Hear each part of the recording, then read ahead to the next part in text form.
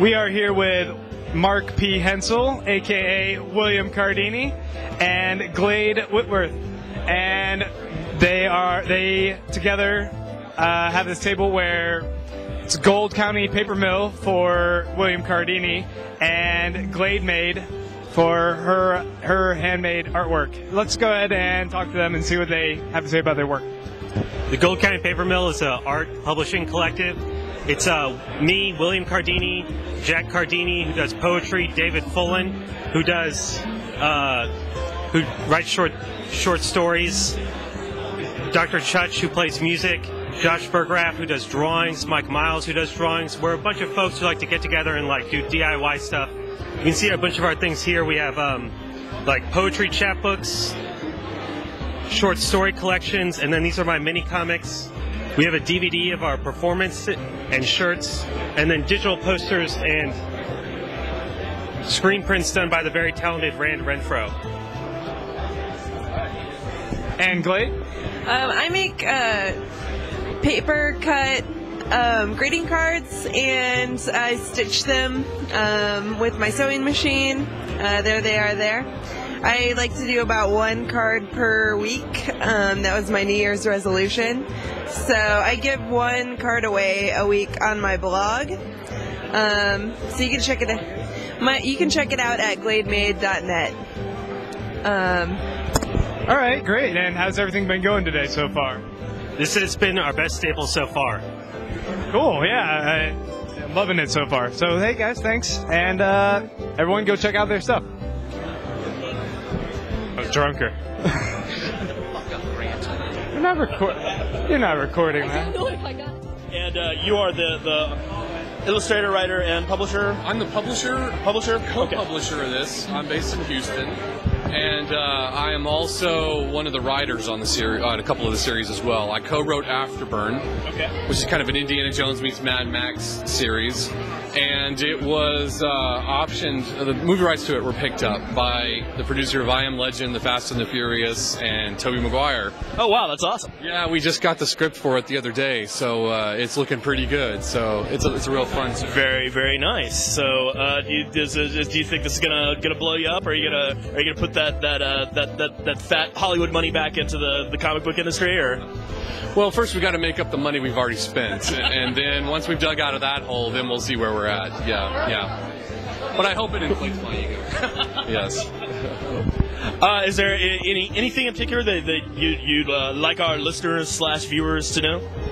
Well, I think, a lot of people know us for Atomic Robo, which is an action-adventure series with a lot of humor. And it's based, the premise is that in the 1920s, Nikolai Tesla built this robot. As he indeed might have. Totally. This is totally based on fact. Yeah. And this follows his adventures through various eras in World War II, the 1920s, the 50s, the 60s, the 70s. You can always tell what era it is by what clothes he's wearing, because every robot needs to wear pants. But I believe that's part of the Hollywood code of that time. That's right. And robots' philosophy is there's no problem that can be solved without punching it. And so he's like Captain America. Exactly. So he punches the Nazis, he punches giant ants, and he metaphorically punches Stephen Hawking. Hawking really deserves it. Yeah, he could use a firm slap. There's no question about that. Unified field theory, my ass. That's right. And he teams up with even Carl Sagan in one issue in this. Yeah. And do they both kind of dogpile onto Hawking? Oh well, you'll just have to read it for yourself. But I will say though that Carl Sagan's family actually gave permission to use his likeness in the comic. Oh wow! Writer, so that was pretty special for them to do that. Well, that's great. I'm gonna let you go on that great teaser for the Sagan Hawking beatdown. Thanks a lot, Scott. All right, thank you. It's yourself. I'm Shauna Bass. Yeah. Artist. I do video game art for a living, and I draw stuff. So tell us about this picture in the background. This gorgeous picture. It's just an original character. I like all these. I've always seen people with banners, and I thought I want something big, and I want it to see from across the room. So that's what I did. Well, that was really successful because I have to say I walked by and I saw that and I came over and started talking to you guys. So mission accomplished. Also, she colored her to look like Candy. So Yeah, I did. I did the bright color thing because it was in fashion for I guess a couple seasons ago, and I was like, oh my god, bright colors everywhere, and it works. So.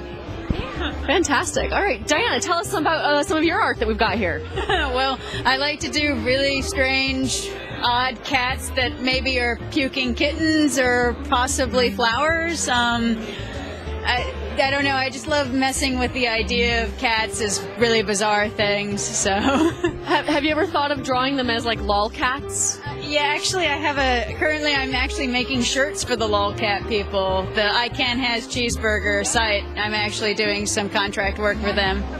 That's fantastic. I know that many of us in the Leog are fans of I Can Has Cheeseburger. What else have you got going on here today? I made these little tiny paintings that are just acrylic on mat board. And I just wanted to take the idea of like the striped journals you see and like hide cats in them. So I have a thing for kitties. I really enjoy drawing them. So well, that's really fantastic. Is this basically the stuff that you're currently working on? Do you have any upcoming projects you want to have people know about, or? Well, I do some webcomics here and every once in a while, but I haven't been doing them for a while. I've mostly been designing shirts and doing little illustration things. So. Do you have a website you want to direct anybody to? My website is ghostcircles.com/DXS. So. Thank you so much, ladies. I hope you guys have been having a good day, and I hope it continues. Thank you very much. All right, and we're here with Randy Milholland from the popular webcomic Something Positive. How you doing? Good. So, let's talk a little bit about what you've been working on. Something Positive is kind of one of the longest running webcomics out there at this point. Well, I would say that, but it's been, well, I guess considering how many webcomics Spanish, yeah, I guess it would be. I've been doing this since December 19th, 2001. Yeah, by webcomics that makes it practically ancient. And like I said, it's been increasingly one of the most popular ones. You pretty much have made this your like entire day job at this, haven't you? This is my career, yeah. I became self-employed in 2004 off of kind of a reader donation for a dare, and after that, it's what I do, and I'm very lucky. I'm very fortunate that I can say that. And what have been some of the ways you've done this? Like I know in some of the more successful ones, there's merchandising, there's advertising, selling ad links. So a lot of people have started actually publishing the books. Well, what I do is my income is divided three ways. It's divided between merchandising, advertising revenue, and also I have reader generosity. I have basically a virtual tip cup people give money through. I try not to push that too much, but most of my stuff is all done in-house, so I try, like my super comic books, I actually have these printed on my own, and pay for that on my own, and same with my posters and merch, but it's very nice. A lot of people want to support you if you're small. One thing I've noticed in your comics, you have a lot of like crossovers, especially with characters who end up just staying, like Kestrel from Queen of Wands, and now apparently Helen from. Helen's not staying. Oh, Helen's not staying. Okay. Helen, I don't know what's gonna happen to her, but I'm done with her when I'm done with her. I was gonna say, how does that sort of exchange come about? Just like someone just says, "Hey, you can have him for a while," or is it just you sign documents? Every crossover is done differently. My early crossovers with Queen of Wands, where we would work on the scripts at the same time. With my crossover with Girls with Slingshots, we would just talk on the phone and kind of riff off of each other. With Penny Nagy, our crossover has been basically he kind of set up and just handed me, said, "Do whatever you're going to do." And so I'm creating a situation that he'll have to respond to later if he wants to, or maybe he'll just give up on the character. I don't know. Excellent. And so far we've got like Super Strooper, we've had some of your spin-offs like Something Positive 1947. Are there other comics in the works, or are these the ones you're going to be focusing on for a while? I'm mainly focusing on SP. That's my most important one. It's the moneymaker. 1937 has to come back eventually because it ties in the main storyline. And Super Strooper is an occasional thing. It's something that I do because it makes me happy. So that's why there's no update schedule for it. And it's one of the few things I've done besides SP that people don't complain about. So.